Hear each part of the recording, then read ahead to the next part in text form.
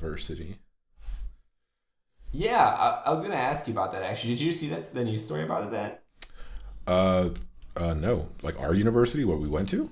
No, not our university. There was a university, I think I want to say in Michigan or Minnesota or something, an M state. Okay. And three of their students were doing a research paper where they tried to purposefully put a security vulnerability into the Linux, like, Oh, and they got banned from repo. GitHub.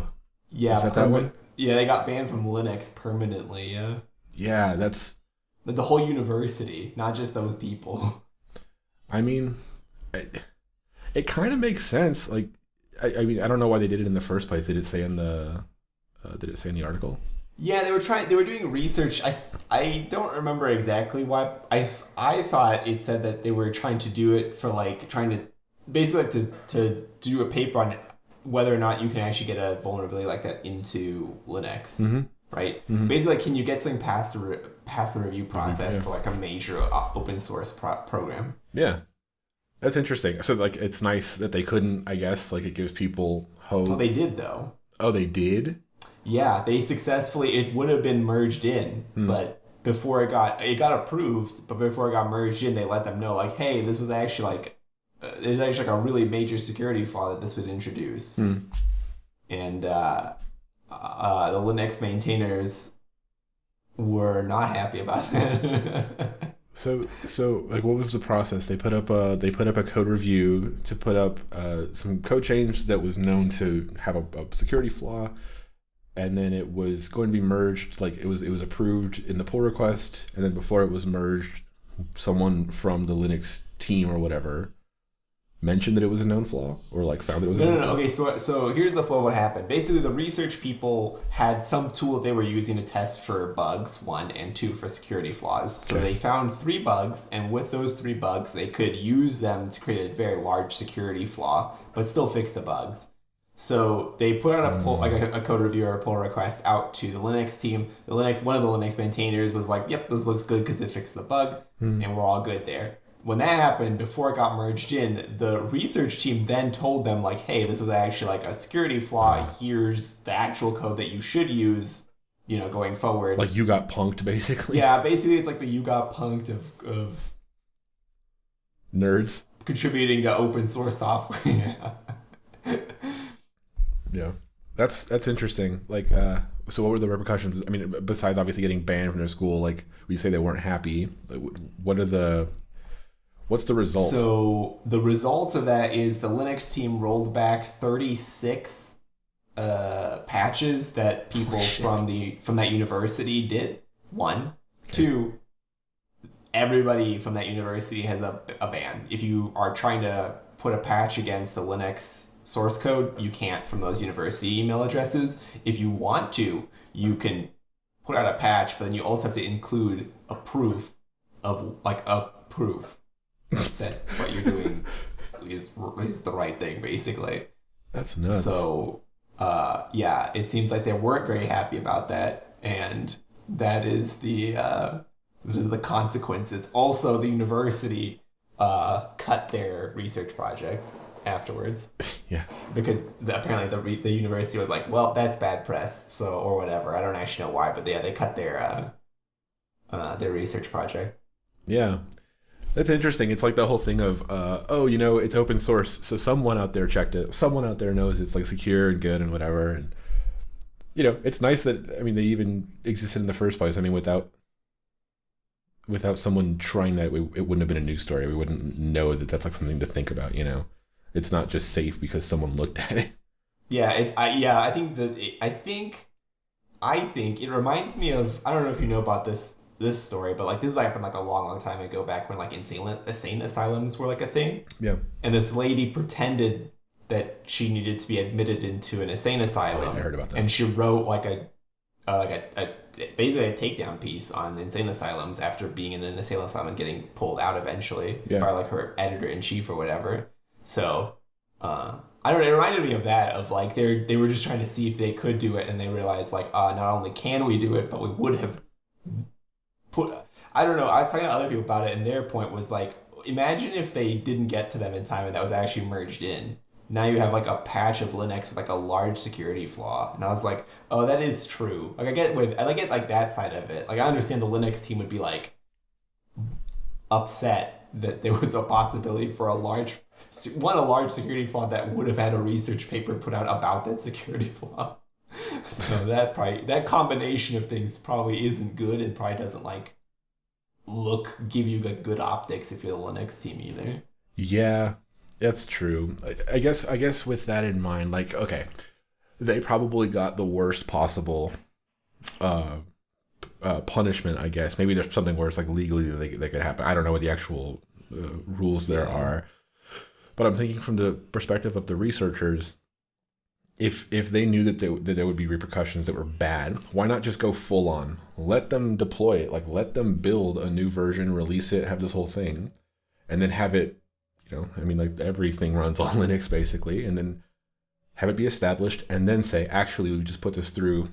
I mean, we can take down the whole shit right now. Then it becomes a big problem, and then it's like, okay, now you guys get the point. It's not just like a little problem before it happened. Like, let it happen, Ooh, I don't know about the let it happen, let it burn down approach, dude.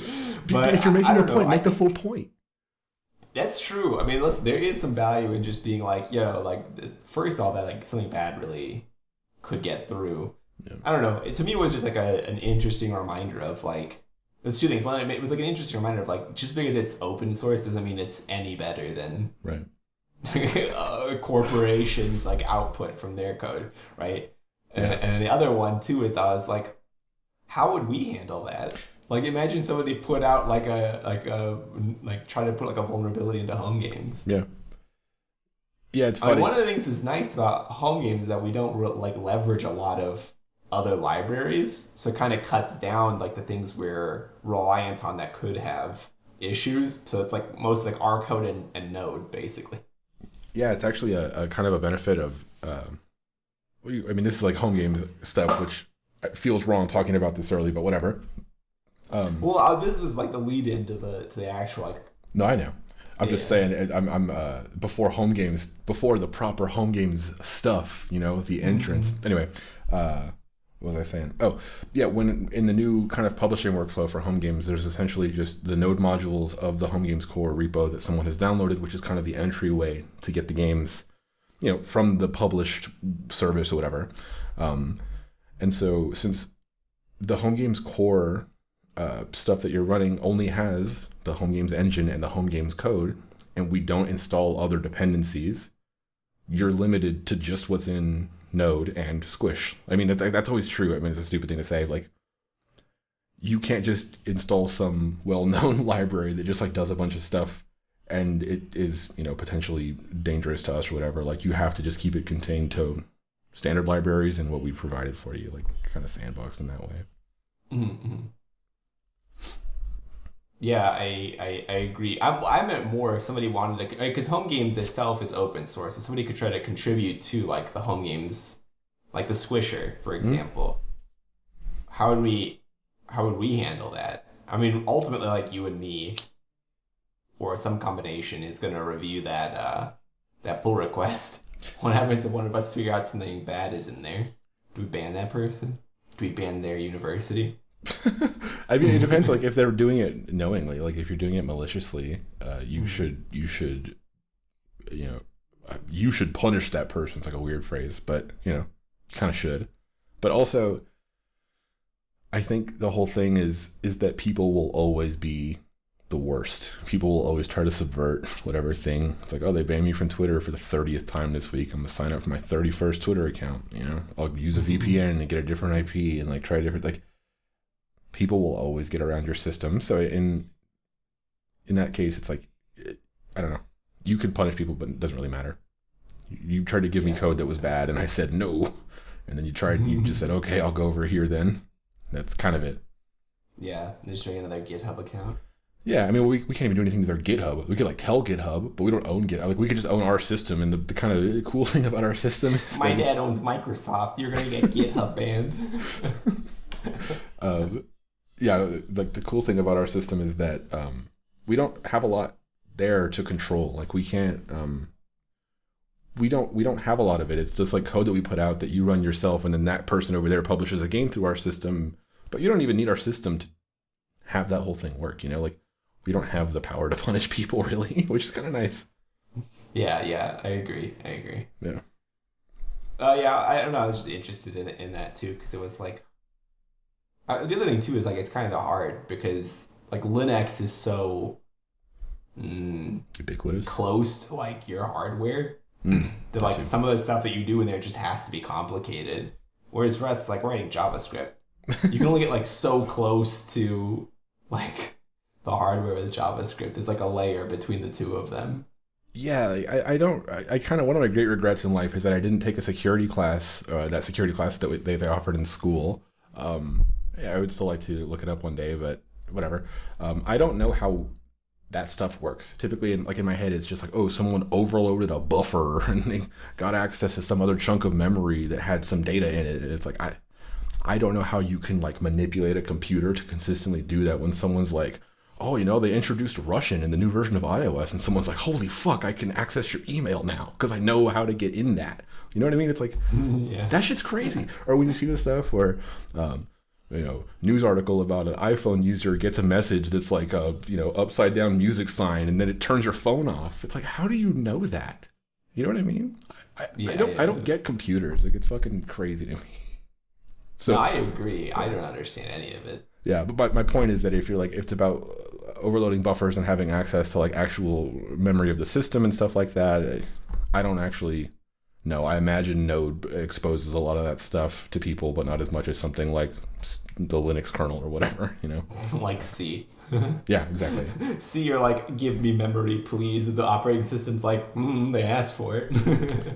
Yeah, but I don't know enough about kind of the low levels of how Node is working to know kind of what it's exposing and what's available to be, bad or whatever. But again, like maybe we'll talk about this later. But kind of the nice thing about the home game stuff is that the code, for the most part, that people interact with will not be in the home game's core repository. So most of the code people interact with will not be reviewed by us, which actually sounds terrible. It sounds worse.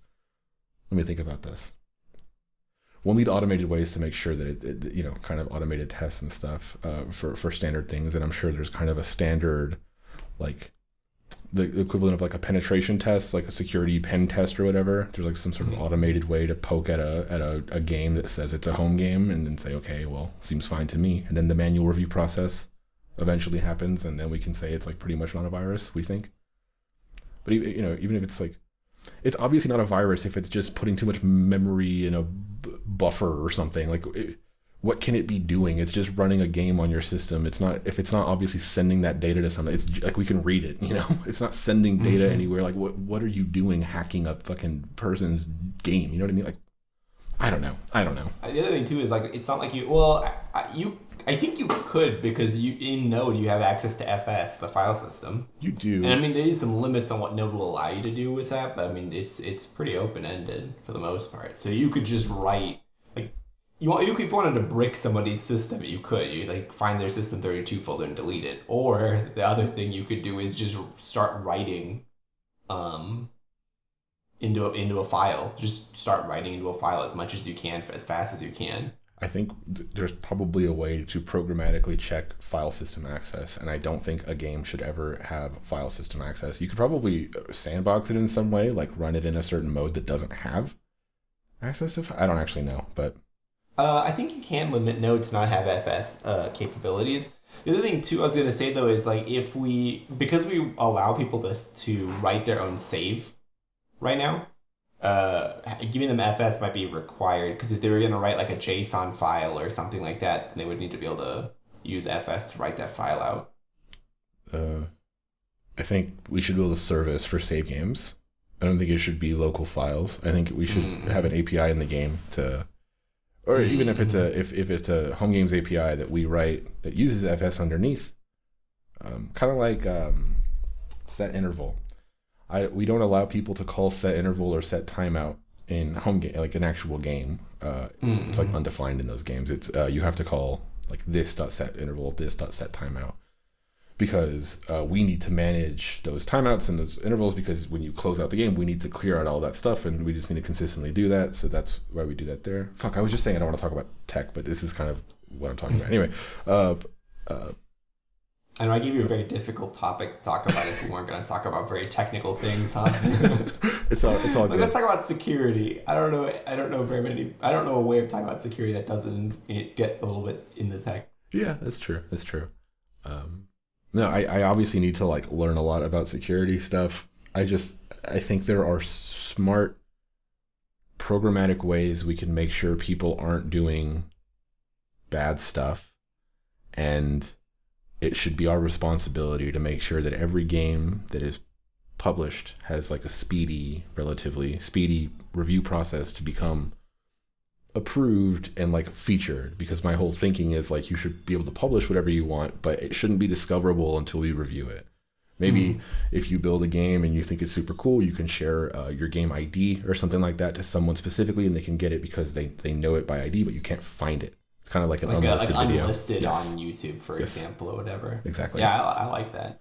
And so it's like, we'll get to this eventually, and we'll make sure it's not making weird network requests, and we'll make sure, it's not reading file system stuff. And obviously, a game realistically won't be too complex given the kind of nature of the system and the features we have available. I don't see someone building like fucking Skyrim. So we won't have to review 1.4 million lines of code. Yeah. So anyway, there's a lot to be thought of there, and kind of like the process for how people submit code and how we integrate it in our system and how we make sure it's secure and safe and fast and all that kind of stuff, and what our bar is for what's not good enough and what we do when it's not good enough. All that kind of process that doesn't sound super fun to think about, but it's kind of necessary, realizing like if you want to make this real, you have to have that process. Yeah. Right on. Do you have anything else to talk about on that, or are you ready to start this thing? Yeah, we're ready. You're just gonna like right now, just hello everybody and welcome, because that's a blast of an intro. It's like tech stuff, clearing the intervals and the JavaScript, whatever the fuck, and then later it's hello everyone. I appreciate it. I like it. We'll go with it. Listen, I wasn't sure where I was gonna go with this. I read that article this morning, and I was like, I have to talk to Joseph about this on the podcast. Yeah. But I wasn't really sure where we were gonna take it. No, that's interesting. So it's under rapid fire question, but really that should have been like under experimental question. Just see how it goes. Yeah, I don't think in our over a year of doing this, I don't think any rapid fire question has ever been rapid. It should be like eggs or potatoes, and I'm just like potatoes. It's just like, what do you think of? Episode zeros was great. Yeah, Mine was like tabs versus spaces and other like haha XD I'm a programmer type jokes. Yeah. But no, that's interesting. Obviously, yeah, it's actually kind of super relevant to like everything we're building right now, which is kind of funny. Yeah, for sure. Alrighty. Hello everyone, welcome to the Bespeckled and Married, episode 79 of the Home Games Podcast. I'm Yazid, and this is Joseph. Hello, I'm Joseph, and well, today we're talking about home game stuff. We're talking about website redesign. I've been busting ass over the last week working on that thing. And yeah, game publishing and all that kind of stuff. Basically just a follow up of what I talked about last week. Yeah. Right on, man. You're supposed to say something now, I think. Oh, you're right. We haven't done this in a while. How's it going, man? What's going on? Not much. I'm chilling. Like I said, kind of been working on home games. Life has been not the best for the past week. Turbulent. I'd use the word turbulent for me personally. Yeah, it's been weird, but home game stuff was kind of my main focus over the weekend and over last week, and it's kind of all that's been on my mind for a while. I think because I'm getting kind of like really excited about it in a way that I'm excited about how excited I am about it, which is stupid. But I think about it a lot, and I think all the work that I'm doing right now on it is kind of I'm focusing on it a lot because other things are stressful, but also because it's cool, So yeah, my life has been that, and then we watched Mortal Kombat, and that's a great fucking movie. I liked your tweet about it. I haven't seen it yet. I want to watch that one. I want to watch Godzilla vs. King Kong, and I know that those movies aren't going to be like really deep thinking person's movies, but I really want to. Here's what I want out of Mortal Kombat. Don't tell me if this actually happens or anything, but I'll tell you what I really want. I want just the worst acting. All right, I want it to be garbage acting, and I want to see somebody's head get punched off. And if those two check boxes are checked, that movie's 10 out of 10 for me, because that's basically why I love the original Mortal Kombat movies. Yeah. Well, I won't tell you if that happens or not, but I will say I saw Mortal Kombat and I saw Godzilla vs. King Kong. I saw them both in movie theaters, which is a super weird feeling. But yeah, definitely 2 movies to watch in a movie theater. It was really like good movies to return to, not like Good Will Hunting rescreens or whatever they were doing in October. You know, it's like nothing was coming out. Yeah, I also have access to Disney Plus and Raya and the Last Dragon, or the First Dragon, or the Left Dragon, whatever that movie's title is actually. I kind of do want to watch it, but it's also just because I like, in general, Disney movies, so yeah. I'm interested to see how that goes. You know, this is like a really niche thing. There's 2 documentaries, one by David Attenborough called The Year Earth Changed, which is about how like nature came back after it's like, oh yeah, COVID really sucked, but we were the natural disease. world, it was actually like a renaissance year for that. Right. And the other one is The Secret Life of Whales from Nat Geo. And it's like narrated by Sigourney Weaver and everything. But yeah, it's supposed to like follow a bunch of whales, and like they actually like learned new stuff that we just previously hadn't known about whales. So I think that's kind of cool.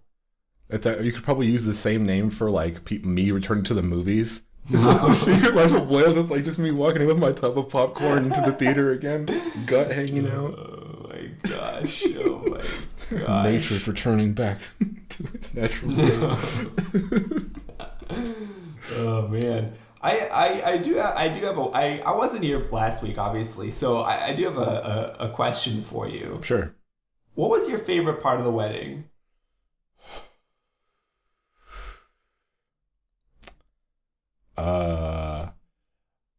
I really liked the vows in a way that I didn't think of. Like I really enjoyed the corny parts in ways I didn't think I would. Like it's the most memorable part. Like looking into Zenovia's eyes and then like reading things and then having like seeing the other person emotional. Like that stuff is so it's like everything, you know. So that was the best. You had a great speech. Zenovia's dad had a great speech. Everyone's speeches were good. I was surprised by how good your speech was. Bro, let me tell you, when my brother is the first person I read my speech to, and he told me he thought he would have to spend the next hour workshopping that speech, but he only changed like 3 lines in that whole thing. So I get that speech, but also I will tell you this in confidence. Okay. Since you told me I was going to be your best man, or since you offered me the best man position, I've been writing that speech. I've written 300 speeches or something ridiculous, and all of them I didn't like. That was the one that when I wrote it, I was like, this is the one, I think. What the fuck? We have to do one where we just read all of your speeches on the podcast. I don't have them anymore because I don't save things. I was just like, this one's garbage, delete. This one's garbage, delete. This one's garbage, delete. Until I finally got it down to like the essence of what I wanted to get at. But yeah, I'm glad that speech. I'm glad you liked the speech. I was really worried that the speech wouldn't be good. There was a moment where it was like, you know, it's obviously it's like emotional or whatever when someone's giving a speech like that. But there was a moment where, like, you know, in like the throat chest area where you're just like, shit, that was like a gulper of a moment, you know? And then the next step is kind of like behind here where you're just like starting to swill up behind the eyes. I'm like, you motherfucker, I'm not going to cry. And I didn't cry. If I got you and or Snowy to cry, that would have been the highlight of my JC told me I should have put the story in about how I threw Snowy on the ground in high school. And I was like, that's not the time. It's not the time. That definitely would have been a curveball in the emotional roller coaster that was the speech, you know? Yeah. But yeah, I'll tell you what my favorite moment was. My favorite moment was when everyone else had to like leave, and it was just like me, Snovia's sister, and like it was basically just like the core of the group doing the witness on the paperwork. Oh yeah. And you were just like, that's really your signature. Your signature's trash. I was like, this is the proof that not only was I at your wedding, but I was like a major component to this wedding. You're just calling me out. We got the acknowledgement paper back, like the ACK packet or whatever from the state saying like they know that we're married now, and your signature's on it, so it's like immortalized. It's still trash. That's right. That my favorite moment. I think that's why that's like my favorite moment. Is it really just? It's like a funny thing that like sums up how like how our like friendship has always been. Or like brothers who love each other but also fuck you because you're goofy, you know? Yeah, exactly. Nice.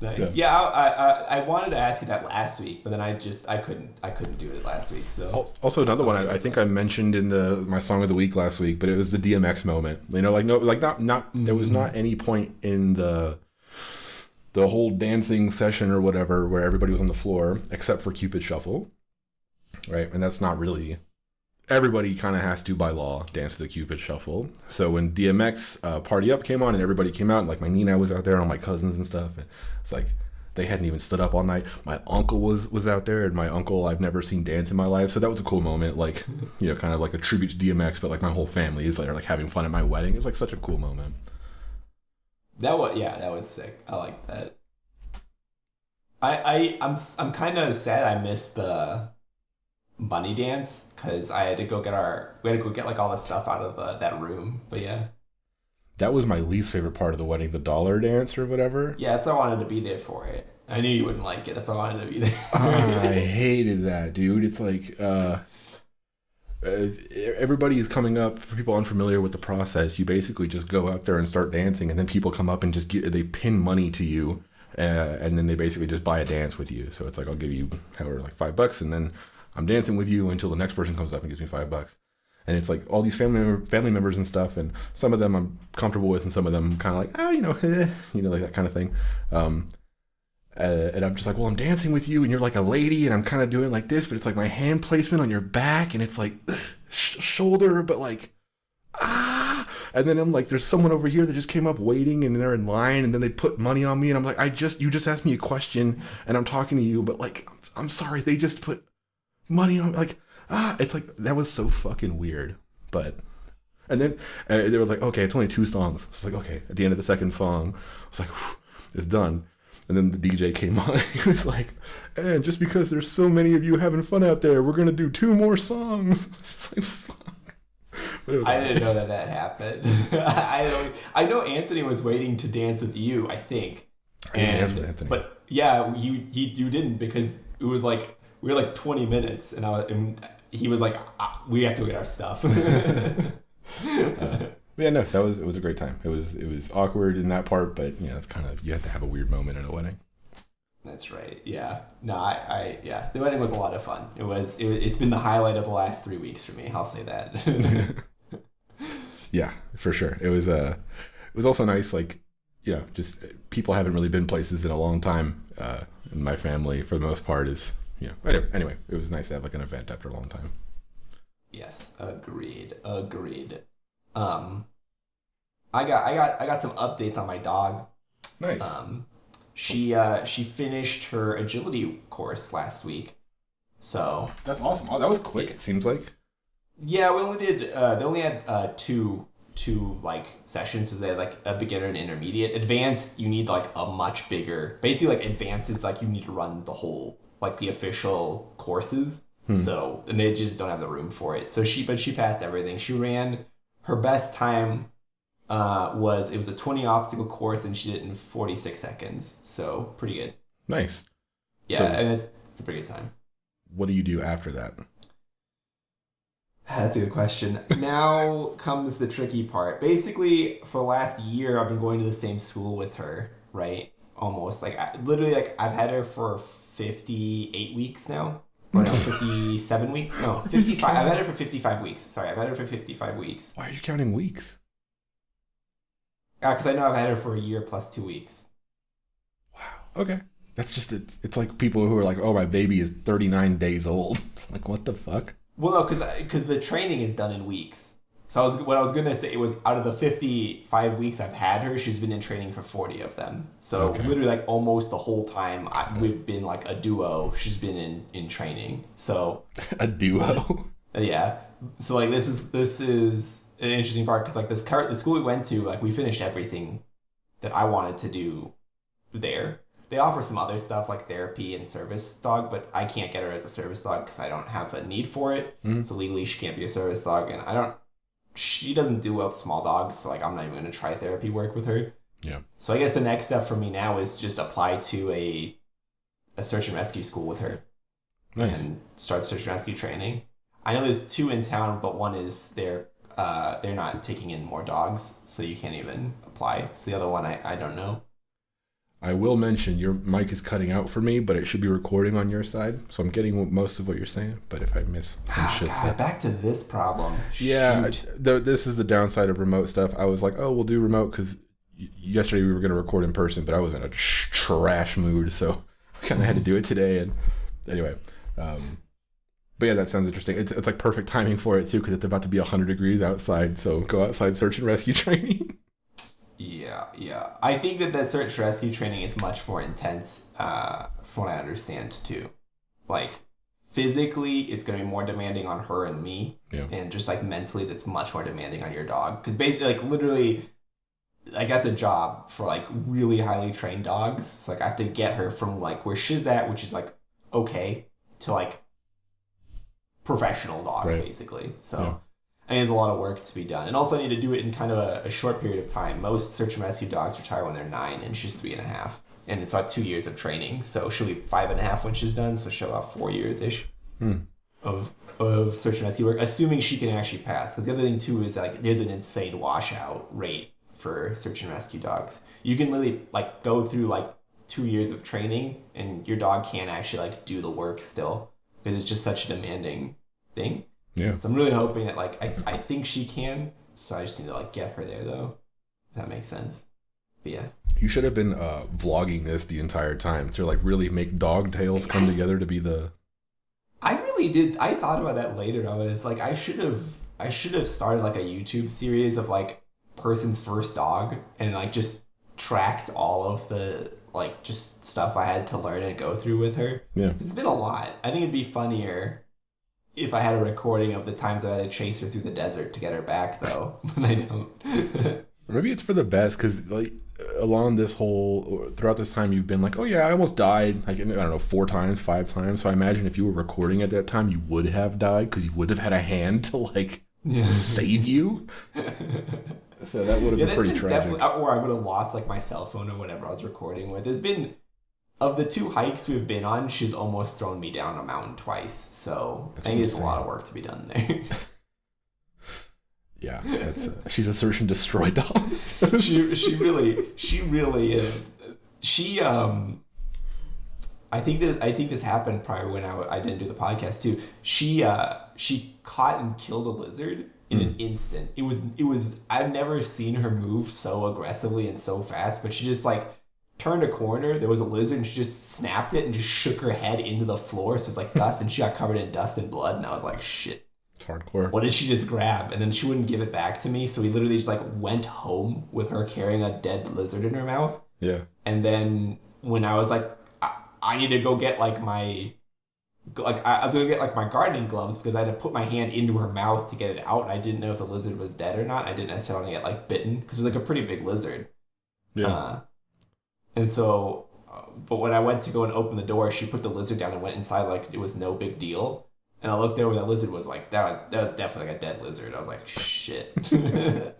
she can kill. Yeah.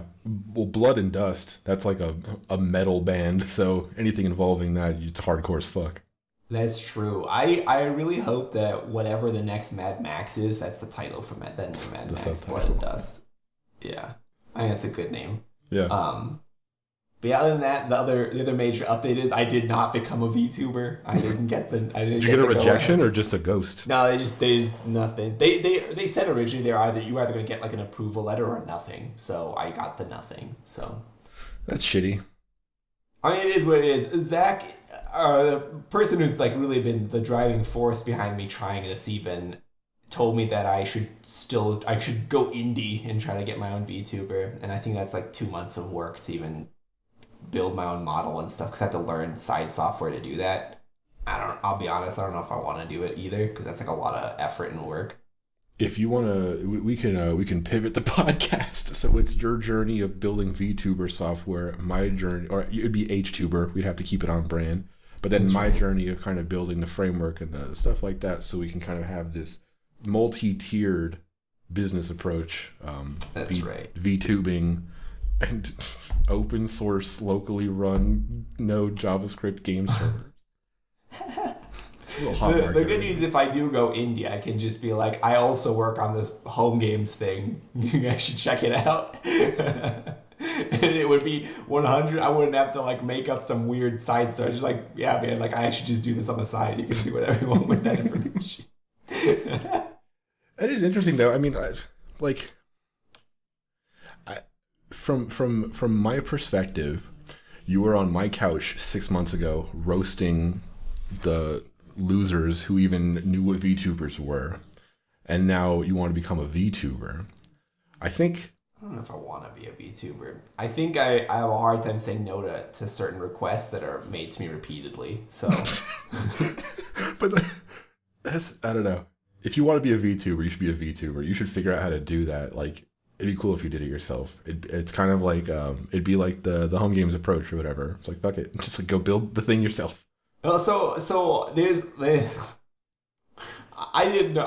When he told me I should become indie, I was like, I have no idea where to start. So I just Google searched how to become a VTuber, and there is a article that literally just walks you through all the things you need to do. And it's like, here's some software. Here's like the main software that people use to make their model. Here's how you do your rigging. Here's if you want to use like an iOS phone, like here's how you do that. If you want to use like an Android phone, you can do that. Or you can use like a webcam. And I was like, oh boy. So yeah, I don't know. Either way, I think it sounds cool. I think building that technology and making content out of it would be interesting, even if you're not interested in the end result. It's kind of like I'm actually super excited about the platform and the system, and I'm not even thinking about games. You can be like, I'm really excited that I'm doing like this thing, because I don't know, I guess if you want to do something like that, then having gatekeepers is not necessarily the best thing. If you have it kind of open for people, you know, you want to become a VTuber, this dude made it for free, so you don't have to you don't have the wall of needing to build it yourself. Yeah, agreed. The other thing too is like Netflix just signed their own VTuber. So holy shit, that's crazy. Yeah. That's really crazy, man. We live in a weird world. We do. It's a Sheep Girl, I think.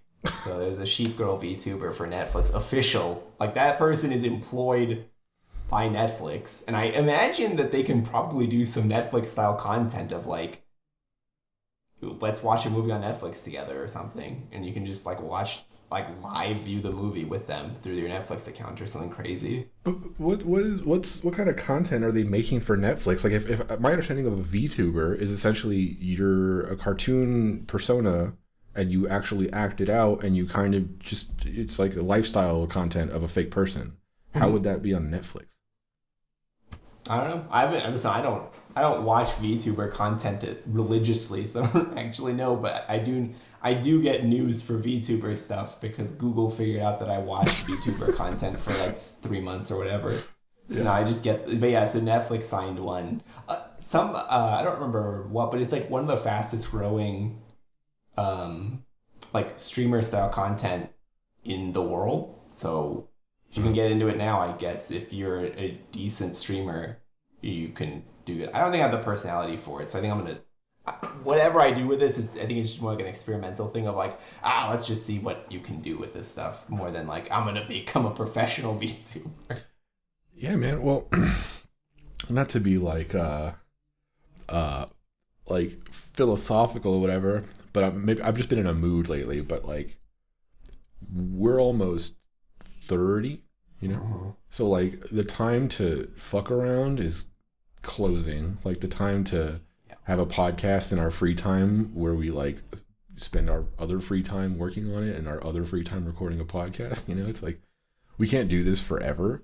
But if you want to experiment and do weird shit, like to me, that's what this is for me, is like my time to fuck around. But like, if you don't want to be like 33 and be like, damn, I don't have the energy, like I'm too in my thing or whatever, to not like to be a VTuber. Like I could have been a VTuber and now I could have been a billionaire or whatever the fuck. You know, like if you're gonna fuck around, like the window to fuck around is closing. That's true. Especially if you're gonna die at 33, like you think you're 60. It's 60. Okay, all right. The number's different every time, but it's always low. No, it's been 60. No, I mean for me. Oh.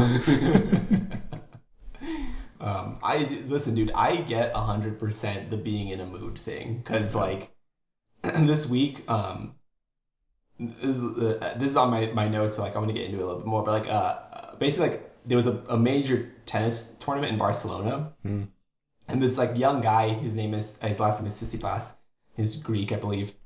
He was like red hot coming into this tournament. He looked like he was gonna be like undefeatable. It's like a young guy, up and comer, looks amazing. He's winning everything. He gets to the finals, and he plays Rafael Nadal. Rafael Nadal's been like one of the world's best now for a long time, but Nadal's like older, and like in theory, like now is the time that the young players should be beating him, and Nadal wins anyway. In like a grueling 4-hour tennis match, Nadal beats him, and it's just like, I don't know, man. To me, that was like one of those weird things where it's like I've been watching Nadal since I was like 10. So to see him like even today, even like this week, was to be like the best tennis player at a tournament, like a major tennis tournament, was like, I don't know. It was weird, because I was like, this guy shouldn't be as good anymore. Yeah. You shouldn't be winning anymore. He's too old. So like, yeah, he's out there winning. Yeah. Are you saying that you want to be like the GOAT VTuber? Like what's the goal? Like what about that is specifically like making you like triggering that thought in your head? So those things are like somewhat connected, but not really. Like watching Nadal win again is like I don't know, because like basically like growing up, right, tennis has been like a huge part of my family. Like my grandmother, me and my grandfather used to watch it. Basically every tournament we'd watch it together. So I've been watching tennis now since I was like 4 or 3, somewhere in that range. So I watched tennis like this whole time, and I watched the best tennis players to ever play. Like I watched Federer, Roger Federer, my favorite tennis player. He started when I was young. He was amazing. He like redefined tennis. Then Rafael Nadal is like up and coming young Spaniard, challenges him. They go like this crazy tennis thing, and then like another dude, Novak Djokovic, comes. Like we don't like Djokovic, but like he's really good. Like skilled wise, he's amazing. Personality wise, he's trash. Right? It's like I've seen like the best tennis players to ever play, but like now I'm older. Like I'm almost 30. They're almost 40. Right? Yeah. It's like in theory they should be done. Like at this age, a generation ago in tennis, they would have been retired already. They wouldn't have been able to play. But like Rafael Nadal is still winning a tournament. Like that's crazy to me. I don't know. It's so weird to be like, I was 10 when I watched this man. In 2008, he played what's considered the best tennis match of all time against Roger Federer at Wimbledon. And now he's like still playing and winning. Like that's wild. I don't know. Yeah. Like it makes me feel like maybe I could live past 60, but at the same time. Yes. But at the same time, I'm not like an elite athlete. You know what I mean? But it makes me want to like. It makes me want to like try. Yeah. To like go after stuff that I like more than right, because that's like what he is. He's just like he likes tennis. That's what he does day in and day out. So I don't know. It makes me feel like I don't wanna be just like a dude. You know what I mean? Yeah. Like, I want to be like impressive, but I want to be impressive to myself, because to me I'm just like, yeah, you know. You want to live up to your full potential. Yeah, hell yeah. Yeah, I get that. Yeah.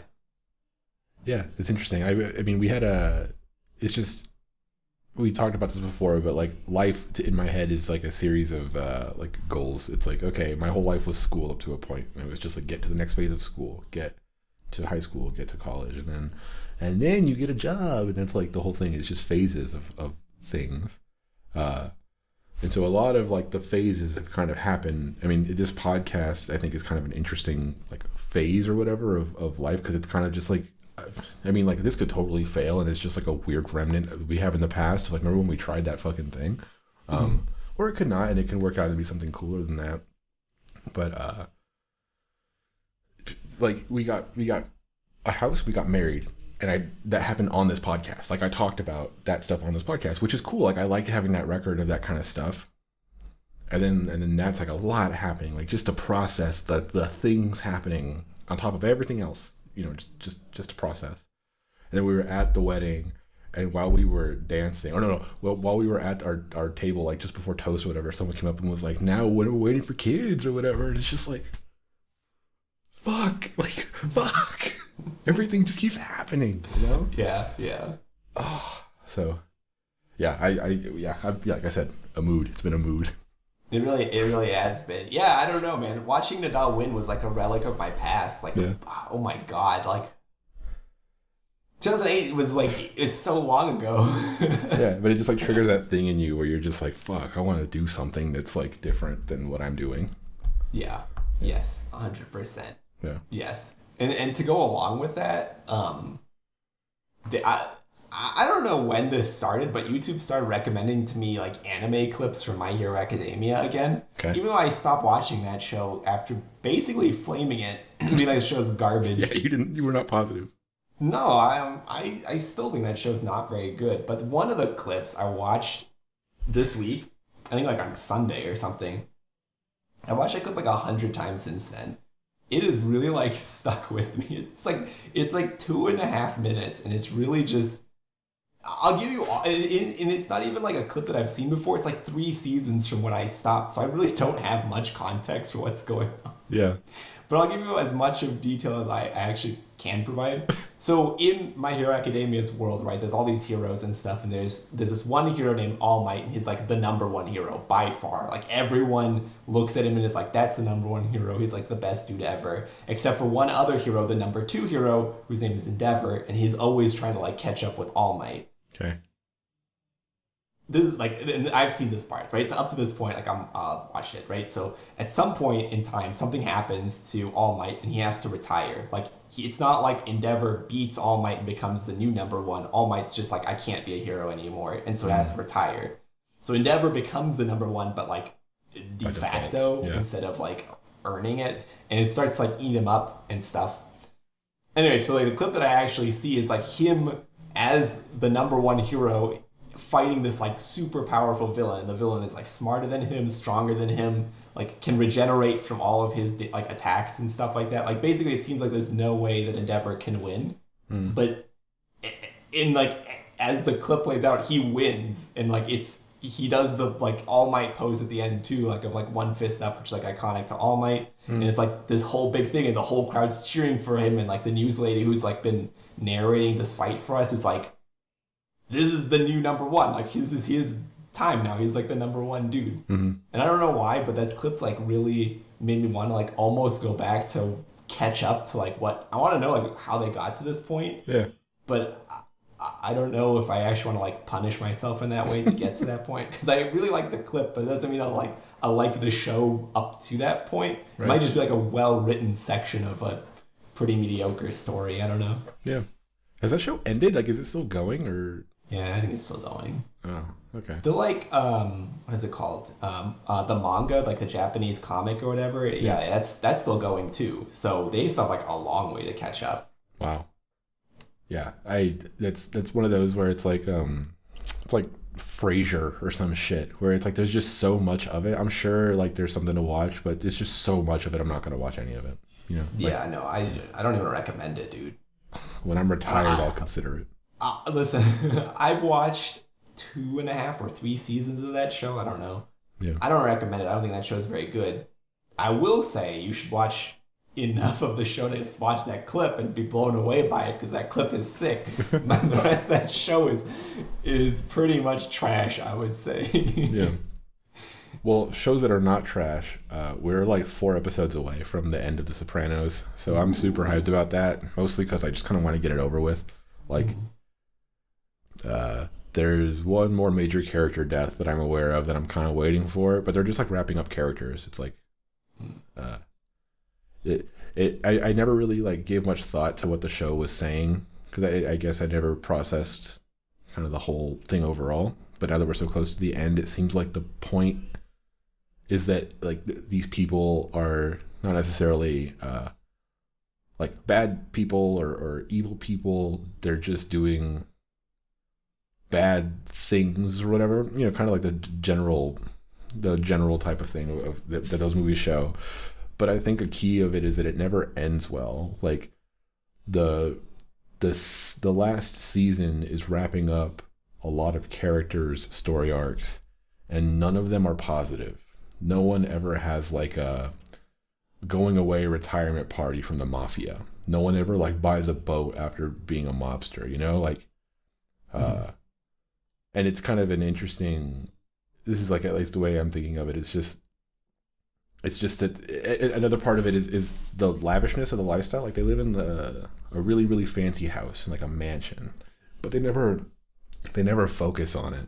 It's never the showcase of the show. It's kind of just like matter of fact. It's like in the setting or whatever, or, oh yeah, they're just loading like stacks of cash, like $50,000, whatever cash is just like in the background, but it's in the background and it's like, the focus is the drama, but it's kind of like how their life is too. It's like you don't give a fuck about your fancy house because like someone's trying to kill you. It's like it's like an interesting. It's like it presents the lifestyle and it kind of like enforces it on you when you're watching the show. Like you don't focus on the lifestyle. You're focusing on what's happening and how it's gonna end, and it's all negative. It's all sad. It's all fucked. It's like that's kind of what their life is. I don't know. It's like a really great show. But I'm ready for it to end. Like watching, 70 hours of a TV show over a few months, like it's a lot.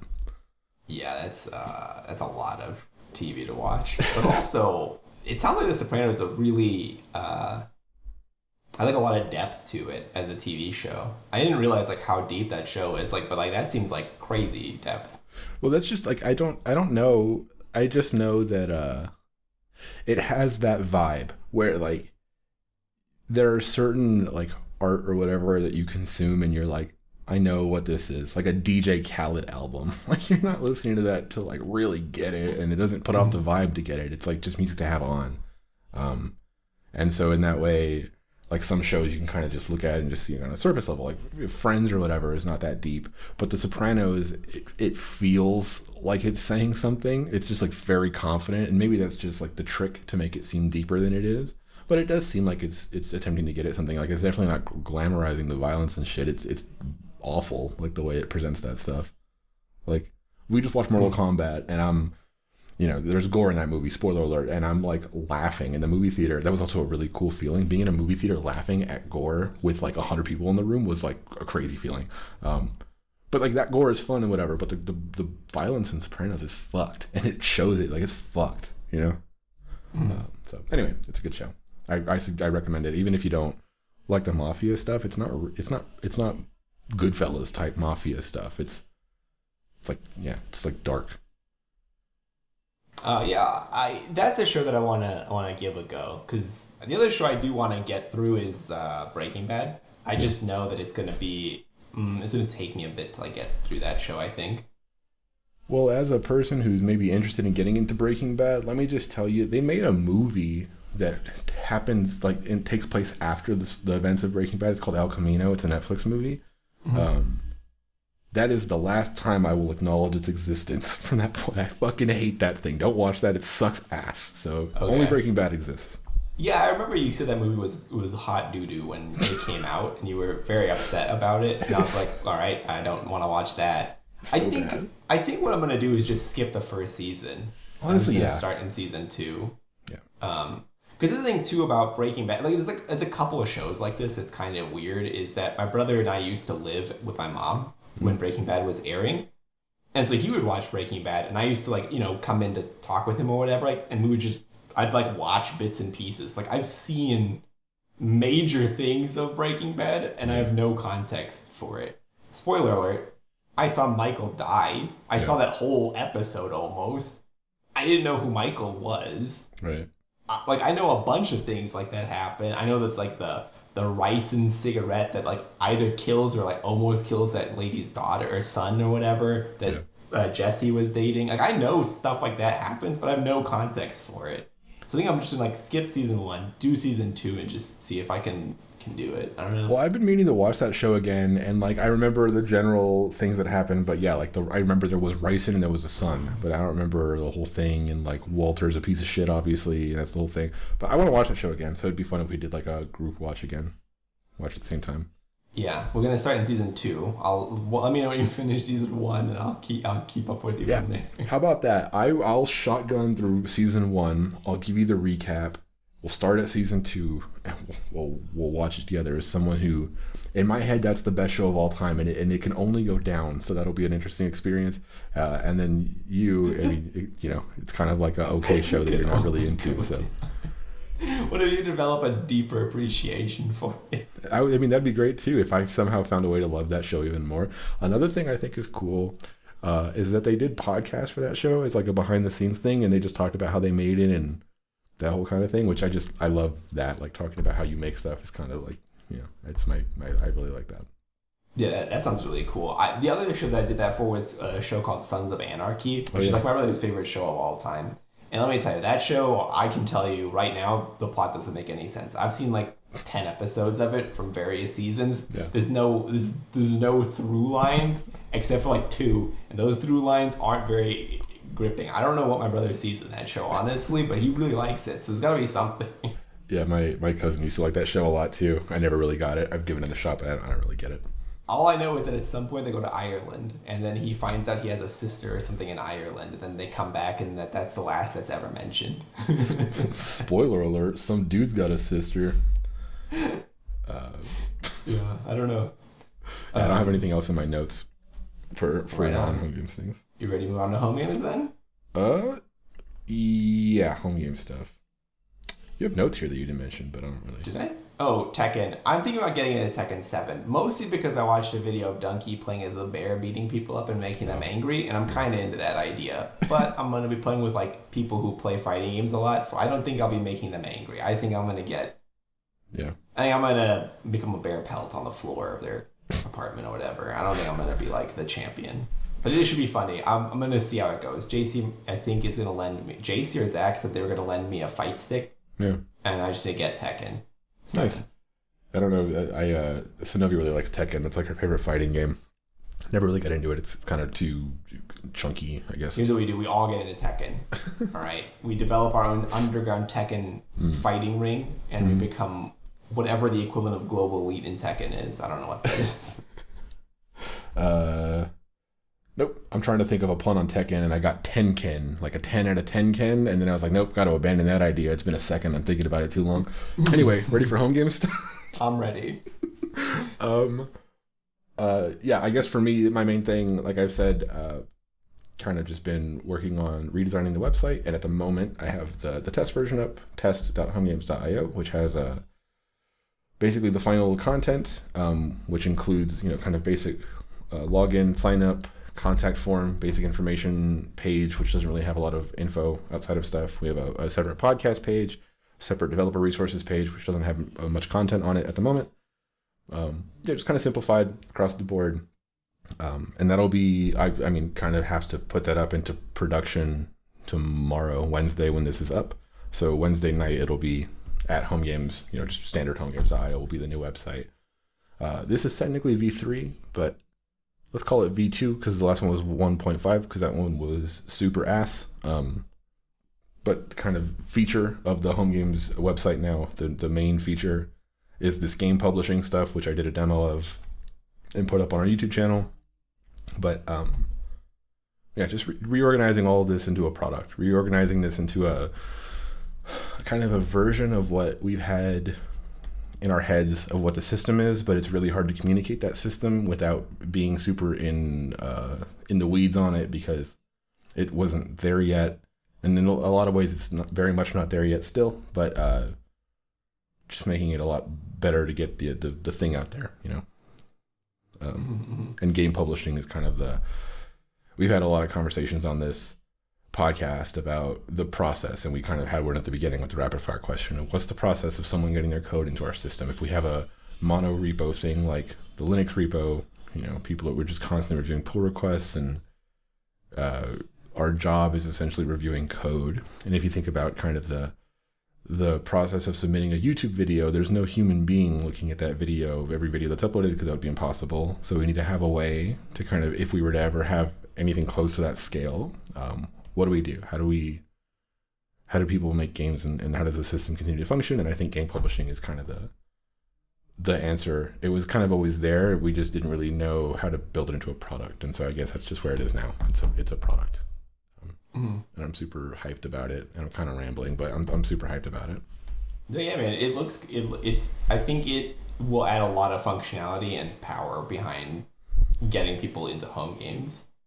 I signed up before this podcast, and it would have gone 100% smoothly, but I can't type apparently. So it went 1-0 less smoothly than it should have. It went smoothly. But yeah, it was good. I liked it.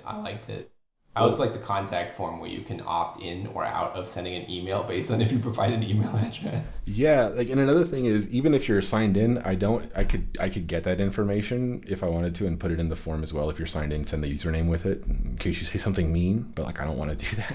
I think I want it to be somewhere where people can say something mean and feel free to say something mean, because that's kind of why I want it there, is say what you want to say. I don't care if you think this thing sucks, tell me it sucks. And you don't need to have a Twitter account. You don't need to send an email because you're not a boomer, just open this thing up and type, and that contact form sends us an email and I will read that. So, yeah, I'm super happy about that. I think the sign up thing that you mentioned is funny. Basically the process for signing up is, you create an account, you say, here's my username, here's my email address, and then your password twice, whatever. That's kind of the standard flow. Your account then goes into an unconfirmed state, and in an unconfirmed state, you can't really do anything, create an asset, create a game. You can't do any of that stuff. You have to confirm your account through an email that we send you to confirm that that's your real email address. And so when I was testing this with the v1.5 version of the website, the previous version, technically the current version as we're talking, I tested sign up, but I only tested sign up with my homegames.io email address. So it was working just fine. Everything was great. You all right? You're making a face. Oh, give me 1 second. Sure.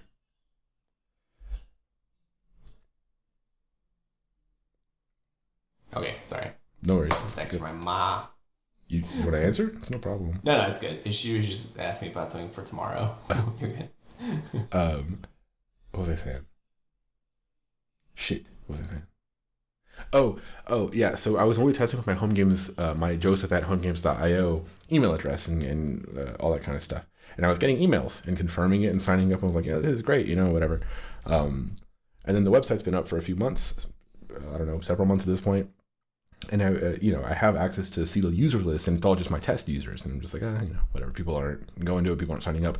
Totally get it, because there's no reason to sign up. There's no clear indicator of why you would even engage with this thing at all. And so I was just kind of thinking, my website's super trash, which was true. But the actual problem was that I couldn't send emails to anybody who doesn't have a homegames.io email address, because the Amazon service I'm using to send those emails puts you in call it a sandbox mode when you first create the thing, because they don't want you just emailing people willy-nilly with their service, which makes total sense. So you basically just need to send them a thing saying, hey, I know what I'm doing. I'm not going to send people dick pics or whatever with my email power, or maybe one day, Home Games at Night. Home Games, what was it? Home Games Late Night, or whatever the hell? After Dark. Wait, what? Was it Home Games After Dark? I don't remember. After Dark, yeah, your mic cut out. But yeah, After Dark, that was it. Anyway, why am I talking about porn? Sending dick pics. Oh yeah. Anyway, I had to get the restriction lifted. So basically, if anybody who had an email address who wasn't at homegames.io, basically aka everybody who's not me, tried to sign up, it wouldn't have worked before. So got that all figured out. Like Yazid said, he signed up with his Gmail. That all worked. So anyway, yeah, it's great. I signed up works, and game stuff works, and the styling is not done yet. I need to finish that. I need to do a couple more little cleanup things, but like I said, the website stuff will be ready tomorrow, and I just need to do a new a build of Home Games core, or of Home Games, the total build, I guess, to actually use those games from the game publishing catalog and not just the games that are included in the binary. Yeah, and kind of the restructure there to actually use the service. Yeah, nice. I'm very excited because that's a lot of very public facing stuff that get, like, when that's updated. I always feel like when the public facing stuff is in a good spot, people are more likely to try it out. Even if the back end has some issues, they're like, the front end looks nice, I'll try it. Yeah, I guess at this point, it's hard to know where we are in the process because I don't even know what the end result is, and I think the goalposts have been moving, which is good because we kind of keep making progress and we keep finding new ways to make more progress. So in my head up to this point, it's kind of been like, if I can get you on my level of where my head is, and I convince you that this shit is cool, then I got you and you're in. But no one is on that level because you have to describe what the system is. You can't just be like, I'm writing JavaScript, watch me. You have to give someone something. So now we're kind of building up that something, because before, I mentioned this last week, but before, because there was no clear product, it was just kind of experimentation. The real system was, you can play games with other people in your house. HomeGames.link functionality, WebSockets, and speed between you and the people in your house. And then that evolved into, you make your own games. And then, how do you add your own games? Okay, game publishing, and then asset management, and then this kind of like restructuring of this entire system around that. And like, oh, fuck, we built like a thing. It's not just like a, dinky WebSocket thing. It's like, that's a feature of the product. Yeah, for sure. And also, it's like, it forces robustness on us, kind of. Because before it was like, this could, like, the website's whatever, because everyone's just going to run it on their own. Like, we don't have to touch it or worry about it or anything like that. But now, like, because we have all these shared services and stuff like that, it's like, we actually need a nice way for them to interact with the services too. Yeah, for sure. It's like, it went from being Home Games is the product and the website is kind of a half-assed marketing material to it's a full-ass marketing material, and then some of the product features, because you need to have this management and publishing thing as well, and that all exists somewhere outside of the actual core product because your games are going into that core product. It's like, it all comes together, and like you said, it's how people interact with the thing. It's actually important. It's not just, an image or whatever. Yeah, for sure. Nice. Yeah, I'm excited to see what the styling adds to it too. I'm really interested to see how this is gonna look 100% done. Well, the general layout of what's there is almost final. Obviously spacing and colors and sizing and stuff I need to change, and then the chief design office, whatever the fuck, Synovia, needs to the CDO, the head of aesthetics, needs to look at it, like to give it the final stamp of approval. That'll be tomorrow, and then I'll hit the red button, aka the enter key, and deploy production. Is your enter key red on your keyboard? No, it's the standard boring ass Mac OS. Yeah, I know. I'll get you a red keycap for yours. Actually, I could on my mechanical keyboard, but on my laptop, obviously it's just, anyway. I could definitely do it up and get a big red button. There's also some that are big and mechanical, so they make a click, like a real big red button. You can just attach that to your enter key. This is neither here or there, but have you ever watched the movie Apollo 13? I have not, no.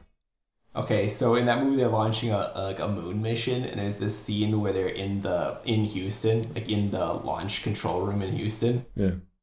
And the head guy is like, give me a go, no go for launch, and every one of the sections, every one of the teams in the room has to give him a go, no go for launch. They're Capcom, we gotta go for launch, and then they give their thing. I always wanted to be in a room or on a team where that happens, where you're give me a go, no go for launch, and every person in that room has to give you the go ahead, and then you hit the switch and they launch. Yeah. I love that. I love that scenes a lot too. If we ever... Also, it has Tom Hanks in it. If you're a Tom Hanks fan, it's a good movie. I like Tom Hanks. He's fine. Big fan of his son, White Boy Summer. Heating up the streets right now. Look up Chet Hanks after this podcast. You'll find some gems. No, I haven't seen that, but it sounds fun. I think we could like I have these fantasies about renting out an office space and making this a full-time job if we ever have revenue. Uh, and if we ever had any sort of official space for like this thing, we need to have a room where we have just all big red buttons and everybody has to do their thing to deploy. It's like, do the go no go for lunch. That's what I'm talking about, dude. I loved. There's some scenes in movies that have stuck with me for a long time, and that's one of them. I like that scene a lot. Yeah. Also, my background audio is picking up a lot of Rich Evans laughter from Red Letter Media YouTube videos, so hopefully that doesn't come across in the in the recording. But I'll do my best to use that noise gate in Audacity. You know. I don't hear it at all, so at least that part is good. Yeah, I definitely hear that laugh, and it's great. One final thing I had here. We've kind of been dancing around it for a year or so, just talking about like one day we're going to need a legal advisor. But we're kind of there now. We kind of need that person to help us define what license we use in our GitHub code, what terms of use we need, what kind of legal requirements we need to have, what kind of consent forms and stuff like that. We're like, oh, you're uploading assets that you really are authorized to use, and what does it mean to have, to be authorized to use, and how does all this system work legally? We have kind of fuzzy ideas for what we think we need to do, but obviously we're not lawyers, and whenever a real lawyer ever questions us on this shit, we need a lawyer on our side, so we need something. So I'll probably just sign up for some like legal service, like whatever, something. And get all that situated, which will make me happier. Just to kind of have on paper some sort of official thing of what we're doing. Because like I said, I've mentioned this several times, we don't even have a LLC. We don't have an organization here at all, like legally. So I don't even know what the fuck I'm doing. Anyway, we'll figure it out. That'll be a thing that I figure out at some point. I think it's kind of funny that 2021/2022 goals list is actually like mostly done now, and it's not even May. So this whole legal thing has crept up faster than I thought it would. So we have to figure that out. Laws. That's right. Yeah, we are gonna have to figure out laws. I'm not looking forward to that piece because I don't understand law at all. Yeah, I hopefully it's not just like, oh, you can't do this. It's like, after all. No, there's no way. Listen, if Twitter and whatever are legally allowed to do it, we're much less of a problem probably than like Facebook or Twitter, I imagine. Yeah, I guess I'm thinking about like Newgrounds. Well, there might be different levels of liability because we are not providing a service that we run on our infrastructure until one day we might with the premium thing, but it's you're running code on your computer that we provided. What kind of warning do we need to give you so if your computer blows up, we don't, you know what I mean? Like that kind of shit. Because if someone's power supply is like 8 years old and they just so happen to be playing home games while it dies, it's like, I don't want to be liable for that shit. So we just need to protect that whole thing and get it, like I said, get an understanding of what we can and can't do. But I'm hoping that there's no weird restriction where it's like the system as you have designed it, the kind of process of publishing and consuming games and stuff, like cannot work legally because of this or whatever. Like I'm hoping we don't have something like that. But my understanding of law is that it's very fungible. We'll just get a bunch of, I don't know, people in suits to back us, and then the laws will be in our favor, you know? We'll just go get an investor. Like that. I have no idea. All I know is that at some point you get to go to the Supreme Court and tell the Supreme Court justices some random nonsense, and they just nod and smile at whatever. I don't know how that works even. I don't even know if fungible is the right word. I don't know, Dick. I'm not a smart guy like my family thinks I am, you know? Isn't that the truth for all of us? My grandma called me the day after your wedding because my mom showed her a picture of me and she was like, "You were so handsome at the wedding." I was like, "Thank you." Nice. I missed the second half of that, but I think she said... Oh, my grandma called me to tell me I was super handsome at your wedding. You were super handsome at my wedding. Me specifically. I was like, "Thanks, Grandma."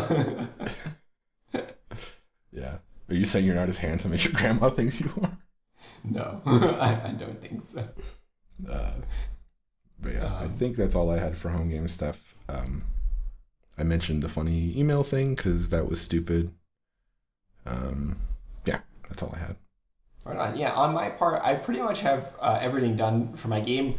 This week when I was testing it, though, I found out that my maze solver, like what allowed you to get from point A to point B always, didn't work. Yeah. So that was fun. The problem was that when I was testing it, it appeared like it worked specifically because there was a problem that allowed that to be the case. But anyway, I rewrote the algorithm to be much simpler, and it's better. I don't want to get too deep into it because we said we didn't want to like. No, feel free. Yeah. I mean, I don't want to limit if you think like do the tech stuff, cool. I guess all I was saying with that is like if you need to have so much context that it doesn't make any sense unless you like work on it, then it's like, okay, maybe try to pull out a little bit, but you can talk about code. Oh, I see. Okay, yeah. So basically what I was trying to do is make what's called a heuristic approach to solving the maze as I was going, which is basically deciding like, oh, I'm like approximately like X steps away from solving it, and then trying to like follow those steps. That ended up not working. So right now I do what's called a depth first search, which is literally just like I go down and then I go right or left, and then I go up. And that's eventually I'll find the point or I won't. And if I don't, then it's a failure and I need to take off that piece and slap a new one in. And if I do find it, then we're okay and we can move on to adding the next piece of terrain if there is one. Got it. So yeah, that's where so just if I remember correctly, a depth first search is looking at like node by node, basically following the first path you see to the fullest extent that you can. So you say, okay, well, I see a node here. I see a node here. Maybe there's one on this branching pathway over here. I'll get to that later, but I'm going to follow this path as much as I can. And then the depth first is a stack. So it pops all that off and then tries it again. And then there's breadth first, which is a different thing. Anyway, it's just following the path, right? Yeah. Basically, it's taking one direction as far down as it can go, or as far to the right as it can go, or whatever. As long as it isn't, the way I wrote it is it won't backtrack unless it needs to backtrack. Basically, like it's making like random guesses as to like which of the four directions is it gonna go, but then it's gonna go that direction as long as it can, basically. But anyway, all that stuff is like much simpler now because the heuristic approach. Basically, I had found an algorithm called what's called an A-star algorithm, the A-star maze solution algorithm, and to use it, you need a heuristic function to figure out how far away you are at any given point in time. And my heuristic wasn't good enough, and it was causing some problems with the maze solver. So I scrapped that, and we're doing a depth first search, which is much simpler, a lot less code, and I don't think we need it to be as fast as I originally thought, because I don't even see like a speed differential really between what was there and what is there, which may be because it's actually solving the maze now and the previous one wasn't. It was just going all it was basically going to every node it could and then being like, well, I did it, which isn't actually what I wanted, so it did something. That's cool. I mean, if it went to every node, that's better than if it didn't go to any node. I only actually realized that when I was seeing the full display before I cut it down to like the vision. I was like, if you spawn there, you are either gonna lose or win, depending. If you were like the infected person and you're in there, that's it for you. You're dead. I actually wanted to ask you a question about this game. Right now, the way the game works is the game goes until everybody has been infected, but it's color tagged, so it's not really infected. Everyone's the same color, which makes it very confusing. If you have like 10 people all are red running around, it's kind of hard to tell which one you are. But I think that's part of the like appeal of the game to me, is that like it starts off and you're the tagger, but then like as you tag more people, you start to like lose track of which of the taggers you are, and you start to function more as like a swarm instead of an individual. But anyway, the question I had for you is should we add a time? Should I add a time limit to the game? Basically, should I make it so that the people avoiding being tagged can actually win? Because right now the game goes until everyone's been tagged.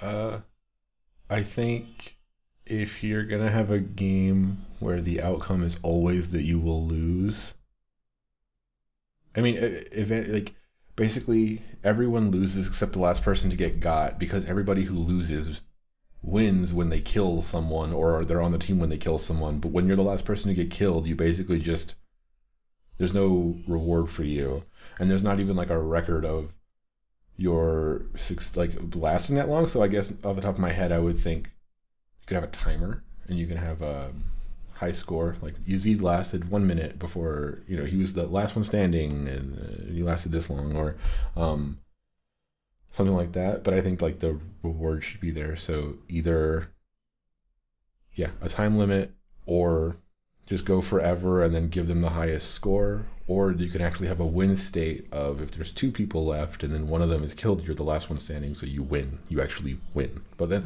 actually no, that means they would always win and everybody else would always lose. So, because you would never kill the last dude. Yeah, he would always win now. So that's a weird thing. So yeah, I think a timer makes sense in my head, but I don't know anything. So okay, I mean, really, what I want these games to be is fun, and I want it to be like, I like when you're playing games with friends and you're like really close to each other and you start to like get, maybe other people don't do this, I get loud like when it's like panic mode activated. So I want it to be like the last person and there's just like a swarm of like all their friends trying to get them, but their friends don't even know which one they actually are. Like they're just like, we're all the same color trying to like get to this person. So like trying to get there. So it's like, I don't know. I think that to me is that's like the hook of the game. Yeah. Is just like in the beginning, like your job is to avoid being tagged, but then once you're tagged, you're like, oh yeah. And then at a certain point, it's like, well, I don't know who I am on this screen anymore. So yeah, one way you can get around that is with shapes. You're like, okay, well, I'm the star red guy, and you're the circle red guy, or whatever. But that might be hard to generate that many distinct. You know, how do you know you're the octagon versus the hexagon at that scale? Like, you can't really see that. You know what I mean? Yeah. Honestly, I feel like it's better for personal choice thing. I don't, at a certain point, like I want it to like a zombie thing, right? Where at a certain point, the zombies stop acting individually, and the threat is just there's so many of them coming at you, and they're just like, they're not even really organized. They're just going for it. Of it or whatever. Yeah. Because the other thing too right now is that it's all square based, so I'd have to make like really tight in shapes in the one square. So that's true. Also, the other thing too is I can touch on this real quick. Basically, the way that a node, I'm gonna call it like a block, because node means something specific in home games, but like a block, a character's block is the outer layer, which is their vision, which is, you know, you don't actually see the vision square, but it's there, and as you like touch things, it like shows them, or like if things are inside of it, it shows them, and that's like about it, like a little grid around you basically. And then there's the player node, which is like the actual visible component to it, which is the one that you assume is you. It's like that's you, and then like you move around. And then the last piece is the collision inside of it. So if basically like I'm allowing you to touch, like run up against terrain. But if you ran up against a player, then you either infect them or been infected. And the last piece is like you can't be on top of another thing. Like basically you can't be on the same square as another player, or you can't enter terrain square. So yeah, but yeah, that's kind of like how I've solved all of the problems I've worked through over the last 4 months for this. Nice. Is just very many nodes. There's a lot of nodes. If there's like 100 people playing this game, first of all, I don't know what it would look like. But second of all, I don't know if home game's gonna support it, because it's gotta render 3 nodes or 3 to 4 nodes per person. I don't remember the count. I think it's 3. Once I rewrite the web client, it should be able to handle that just fine. It's Nice. The problem is rewriting that web client. Like the variable thing is used for like everything. It's like, why the fuck did I write this like this? Why do I hate my future self when I write code? Sometimes you just gotta punish yourself. Yeah. But yeah, no, we should be able to handle that eventually. But no, that sounds cool. It's exciting. I like the idea of like a game just because there hasn't like been one in a long time. I haven't worked on a game anything in a really long time, and it's like it's nice to see like an end result of the system or whatever, instead of just the system itself. Yeah. And then kind of to go along with that and some of the other stuff that we were talking about earlier, I think I'm gonna go to 3 games this year instead of 4. Yeah. So if I can get 1 game out every 4 months, I'd be happy. Because once I'm done with this, the next game I'm gonna tackle is the Fastest Hyper. Am I doing the Fastest Hyper or the tweeting game? Well, there's gonna be work involved either way. You're either gonna need to rework how we handle key down, or basically all key input, and all that kind of stuff to make it really, really responsive in a way so someone playing a typing-based competitive game will not be frustrated at the input detection, which is really fucking hard. So that'll be fun, but difficult. And then the other one, the Twitter stuff, is probably more straightforward, I would guess, because we have to integrate with these APIs and basically just take the API key from whoever is running it. The complexity there is how we have that input for that API key, so that would be something kind of ambiguous to figure out as well, which would be cool. But it's totally up to you. I mean, I don't have any. I have no say in what you work on. True. I mean, I think I would do the Twitter game then, because it seems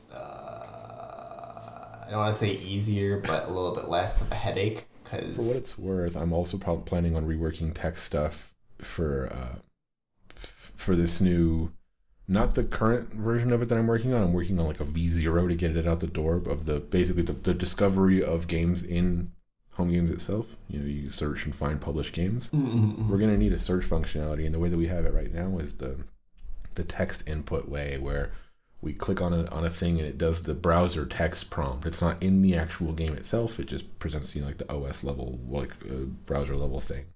And so that's going to need to be reworked to make that experience not shitty, where you have a proper, I can search and you don't even know this is an HTML canvas or whatever, right? Like we need to have that. So nice typing experience will be part of that, but I don't know when I'm going to get to that. It's, I got you. I guess then, because if I'm gonna do 3, then this year I mentioned in I think 3 podcasts ago, that the game I really, really want to make is the hide and seek game. Yeah. So I think whatever happens, that game's getting done this year. Even if that means I only make 2 games this year, that game's getting done because I want to play that game. Yeah. Like I actually want to play that game. I don't think I would play Color Tag. I would play that game though, for sure. The hide and seek game. Yeah. I have the right house for it too, because I don't have any stuff to fall over. It's pretty bare bones out here. So I'm gonna hide in the bug room. What was I gonna say? I was gonna say something and then I forgot what I was gonna say.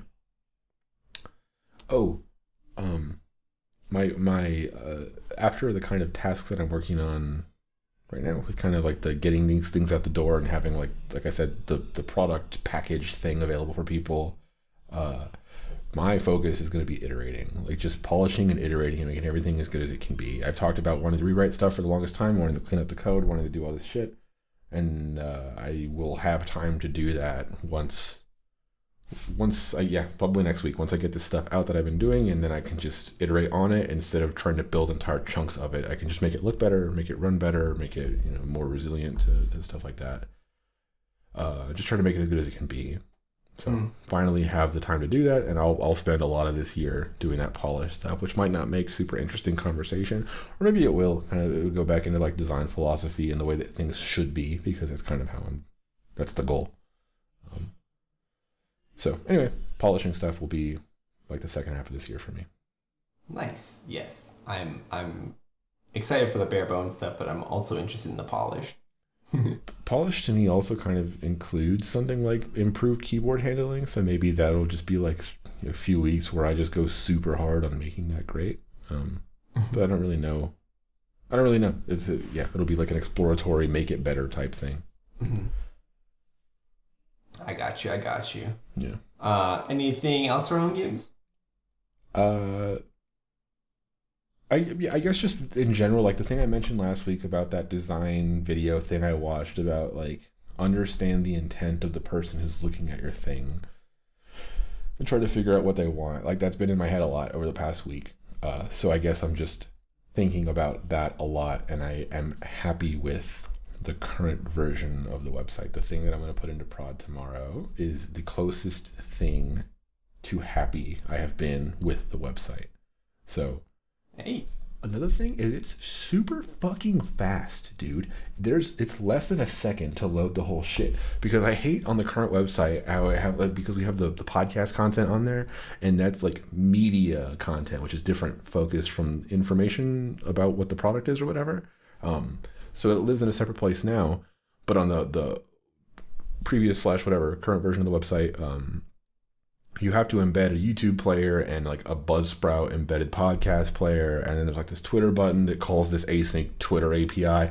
They're all calling these APIs underneath to like get your visitor token and register a view, whatever the fuck. I hate that stuff, but it's just because it's in there and I want to put the video up front. I don't care about the tracking Google shit or whatever it does, and I don't want it on there. It makes it so much slower.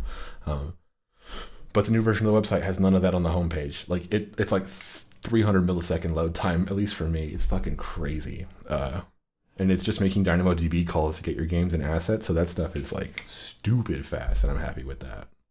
Nice. Yeah, I actually noticed that it was pretty snappy as well. I didn't run into any like downtime when I was using it. Yeah, they call me the big snapper, you know? That's crazy. I was snapping the whole time I was saying it. It's my like excited thing where I'm just like, fucking, I'm going, you know? Anyway, I was excited. I'm excited. I continue to be excited about the speed of the website. Again, listen, if we had a big community, there'd be memes of you with like crab hands called Big Snapper or something. Listen, the memes write themselves with you and me. We just are too lazy to do it ourselves. Making a meme of yourself is like the corniest shit you can do. I've done it before.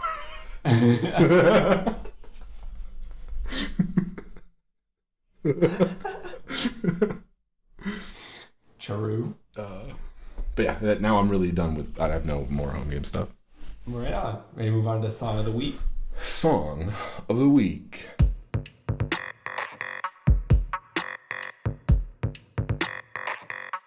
I think that was it. I kind of lost the beat somewhere along the way. Anyway, it's certainly over now.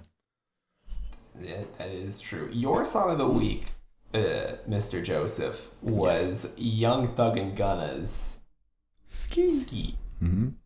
I actually expected this to be your Song of the Week because I don't know how, but my Google News feed has been telling me about this album since it came out, I guess. Slime Language 2.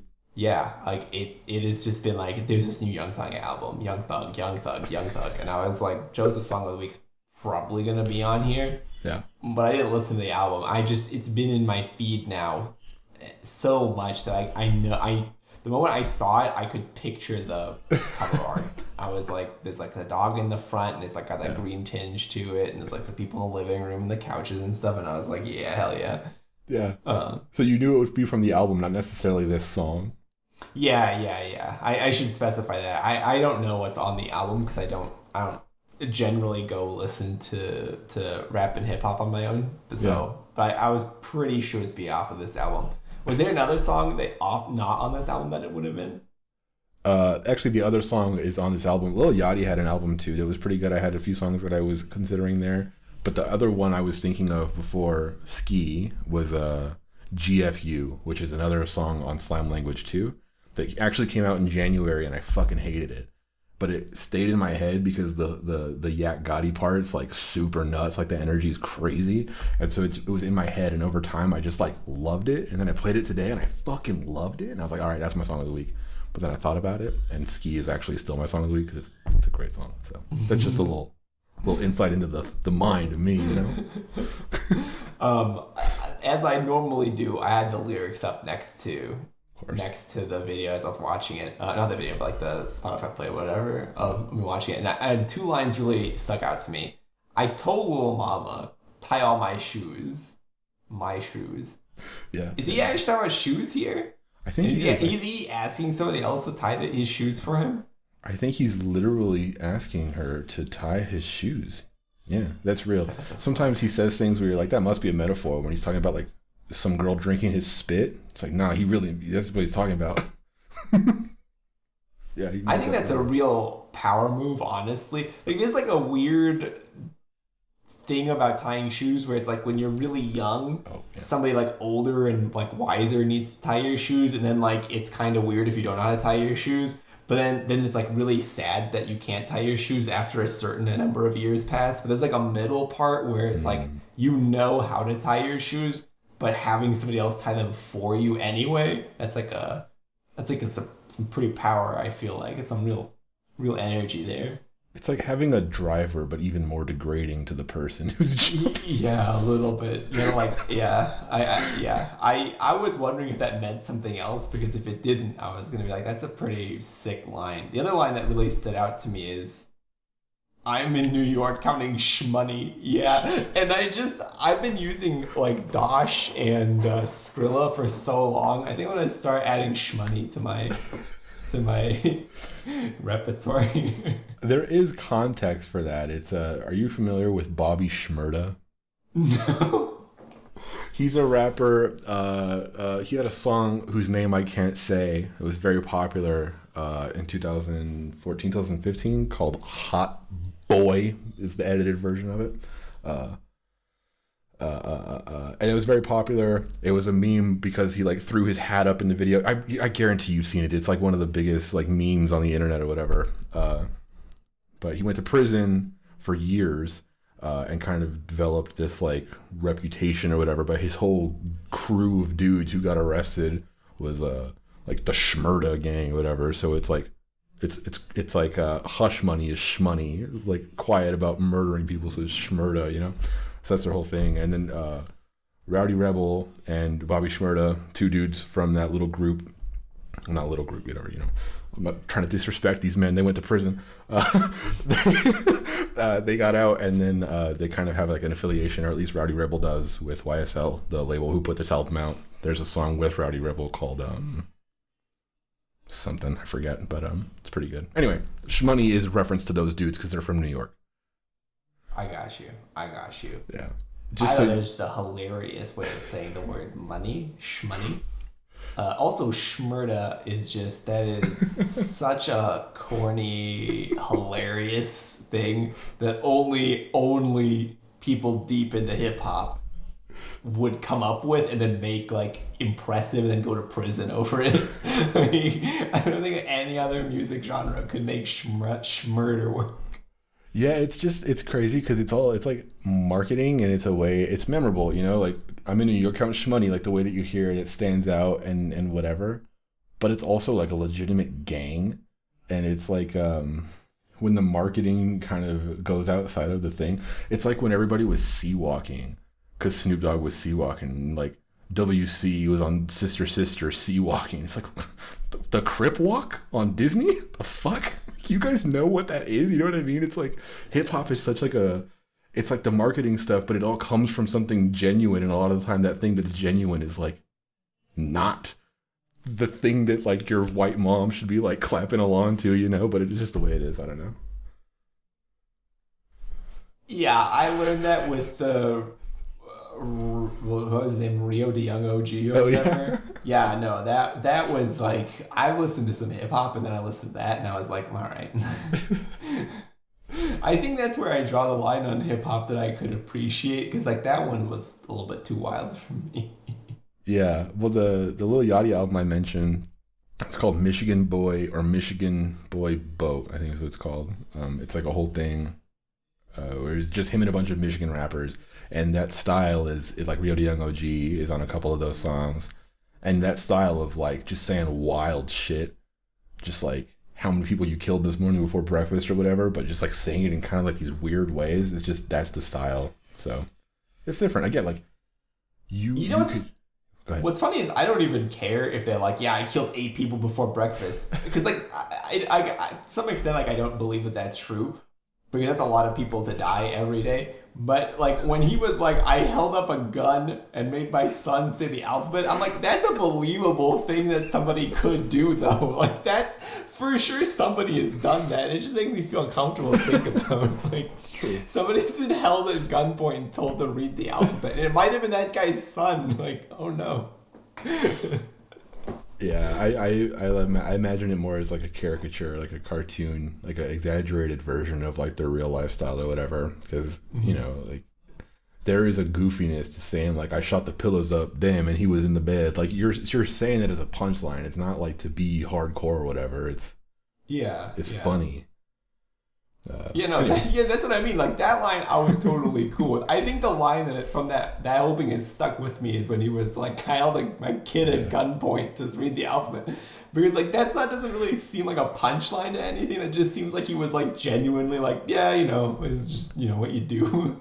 It's crazy though, because like the process of making hip hop today is so like, it's like could be so organic or whatever, where there's a video that Lil Yachty put up. He does it's called The Boat Show. It's like a vlog he does of just his life, and his life's pretty interesting because he's a famous rapper. And he did one of them recording that Flint album, the Michigan album, and it's just him and then Rio the Young OG, and they're just standing there, and the beat's playing at like super loud volume, and they're just saying lines to each other, kind of like when I was joking a few weeks ago, and I was like, went to the mall and I ate a dick or whatever. Literally, like you're just coming up with bars like to make the other person laugh or be like, damn, I like that. But they're just standing there and they think of it, and then they just make that a song. And it's like, you didn't write that. There's not like a team of people here. You just did a bunch of drugs and made this. That's fucking cool. I like that stuff. Yeah. It is pretty cool. I like the creative process where that works. Overall, I thought the song was pretty good. I mean, would I listen to this again? Probably not. But was it enjoyable to listen to once? Yes. Yeah. That's my take on your song of the week. It's a fun song. They have another song together called Surf, which has like another similar kind of like summery vibe. So isn't that a Kid Cudi album?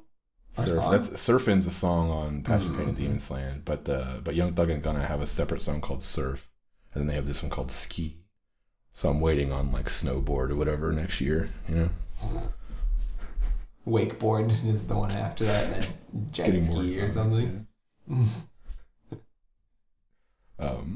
Your song of the week was The Wolf by Phil Del. Phildel? I don't know if I'm saying that correctly. I have no idea either. I played this and I saw it was 4.5 minutes long, and I heard the beginning and it was very slow, and it was a woman's voice. It was a beautiful voice and it was really nice singing, but I was like, fucking Yazid, I'm gonna have to listen to 4.5 minutes of this shit. Yeah. And then it was like, okay, it's slow and it's building, and then there's like a little layered vocal and it's very slow, but it's still very pretty to listen to. And I was like, okay, it's building. It's just kind of like molasses. And then at like a minute or something in, instruments get added and there's like a bop to it. It like basically drops a minute in and it gets super interesting. The lyrics are concerning to me. I feel like I don't know what's happening and it doesn't match the tone of her singing, but she mentions the devil and I'm just like, I don't like it. But it's like I said, she has a beautiful voice. It's a great sound. It kind of stays a little too long, but I liked it. It was nice. Yeah, so I this is like classically a song that I like. Like this is just like the style of everything I like in a song, but also like I guess I can shed some light on it. I guess she had she was in I don't know like how abusive it was, but like her stepfather was very religious. And I guess the song was like her rebuttal to him, like literally like the opening line and like the head of the verse where is something her stepfather told, like, I hope you die, you sinner, or something like that. So this whole song is like her coming at him basically. So there really is like a lot of threat and menace from her for the rest of the song back. Yeah, it's like the tone is like it's like pleasantly saying something uncomfortable, and it's like Yeah, you're in that position because you know it's uncomfortable, but you know saying it like that means you're in like the position of power because like you're not uncomfortable with it. It's weird, you know. Yeah, also like some of the way that she phrases stuff is like it reminds me of like old school, like not even like really old like epic poetry ways Mm. of threatening somebody's life. Like one of the lines that stuck out to me was like I know the blood that I'm owed is all yours. Like goddamn. No one would phrase it Wow. like that Yeah, anymore. Like that's cool it's just though. such like an archaic way of phrasing a threat that like, and the whole song is like that too. Yeah. Earlier in this song where she's like, oh man, what's the song? Oh, what's the line? Oh, she's like, you're sharp as a knife. You were sharp as a knife to find me. You were like a wolf in the night to fetch me back. Like no one would phrase those things that way anymore because that's like putting the like thing and then like what actually happened. Like then it's like thing and then actually happened. And I don't even Mm. know very many songs that do that anymore either. So I don't know. It's just like a weirdly out of time song. I felt like almost. Yeah, I don't know. I enjoyed it in a way I didn't think I would, and like I said, yeah, the content like left something like I can definitely dig into it, and if I won't do it, but if I did, I would, you know. Yeah. I actually I had to go listen to it a couple of times, and I still didn't know what she was talking about. So I had to go like read the lyrics, and I was like, "This is like really odd." And then I dug in further, and it was like, "All right, so this is like a real relationship thing that you're gonna be just airing on a song, huh?" All right, let's get into it. Yeah, it's kind of like the we were talking about before with like The Sopranos, and like appearing as if there's content to examine. It's not just like Ski is a perfect example. The hook is yeah, yeah. Like, that's the song, you know. It's not about anything deep or whatever, so you don't look at it with those eyes or those ears. But this song, you notice it, and so you kind of get the urge to listen more. It's also like a grand total of like 15 words repeated over the course of the song. So yeah. This one or Ski? This one, Ski is a lot more word. Hip hop is lyrically dense typically. I've noticed compared to what I listen to. That is true. That's something I had to get used to. Like, reading lyrics and stuff for hip hop songs. You're used to, it used to be 3 verses. Now it's 2 verses, but it's still pretty chunky, like 16 bars and then a chorus, and it's like a full page of lyrics to read, even if a lot of it is repetitive or whatever. But you go to like a Bon Iver song, it's like 9 words in the whole fucking web page. It's just like, okay, that's music. It's like a Grammy award winning album or whatever. Uh, you know. Anyway, it's funny how it is dense. A lot of it is not meaningful content, but it is dense. Yeah, well, I mean, sometimes it feels like it is meaningful, but I don't Yeah, you're right. actually know. I have to ask you about it, or like go read like a like Rap Genius or whatever what it's called to like understand what they're talking about. Because the Yeah, other thing too is like in the music that I listen to, there's no like background information in the song. Like this song is like in like is about her relationship. Whereas like a lot of rap songs, it feels like the shmoney thing. Like there's mm, like actual like depth and meaning to that, but like from the outside, I'm just like ha ha ha yeah, shmoney. So it's like there's like depth to it in a way that's like you have to be like in hip hop for a long time and like follow the right things to like understand the shmoney reference. I don't know. I it's think like we've talked about this before, but it's like hip hop is lore dense. it's like a very word of mouth, like tribal knowledge of like the community of people who like this stuff, because it is true. Like, I think about it from an outside perspective of someone who doesn't really follow the genre. Like if you're trying to get into hip hop today, people will talk about, for example, twisted fantasy and assume that everybody knows what that means. But it's not true unless you already know Kanye and his discography and like, like it's a Kanye album from 2010, but if you started listening to hip hop in 2017, you don't know what the fuck that is. It's like people just it's weird the way people talk about it. You kind of have to just know. Um, Yeah. Also, you're right. I was speaking specifically about Young Thug, like in this kind of vibe. The song is dense but not substantive. There's plenty of hip hop that is substantive and dense. This particular song is not.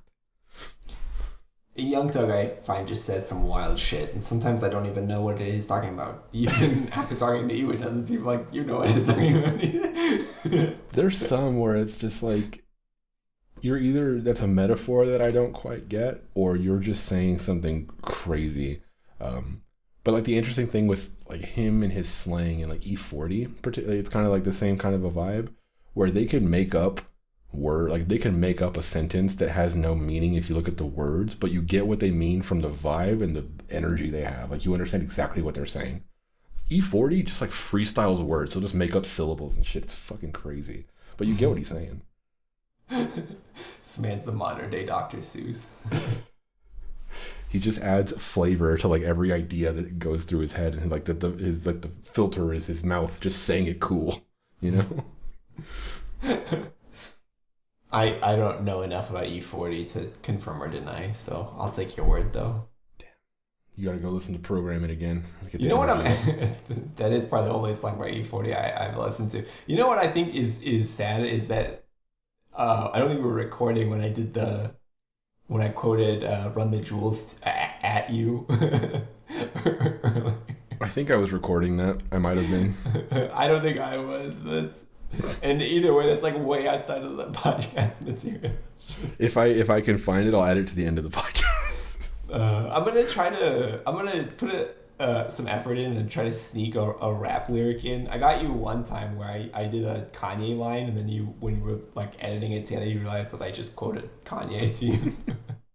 Yeah, I need more. It might be hard though when you're talking about like I don't know, like moving kilos of coke or whatever in casual conversation. I might catch that one.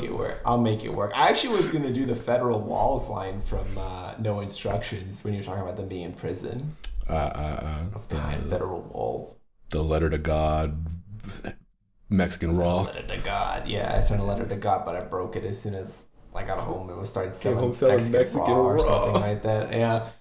That song is great. I love that song. All right. That's it. I don't have anything else, right? Are we done? I don't have anything else. That's going to do it for us. Thank you, everybody, for listening. As always, our music was done by our friend Tynan at Nytan on Bandcamp. That is Nytan, Nytan. Fun fact, I'm going to Vegas with him this weekend. That'll be interesting. Our website's homegames.io. There will be a new version of that on Wednesday, April 27th. Or 28th, sorry. So look at that. Please give us feedback. There's a contact form. Tell us we suck. Our Twitter is homegames.io. You can follow us there. We tweet things. And you can also email us, which I'm realizing now is antiquated. We have that contact form. So I'm probably going to stop saying that. You can email us at podcast@homegames.io. But also go ahead and do that if you want. We'll still read it. We'll see you next week. One of us will still read it. You know, one doesn't have their email address activated, so he can't. Yeah, I will read that. Not pointing fingers, but Yazid. Yeah, Yazid still hasn't checked his email in forever. We'll see you next week. Bye-bye. Bye.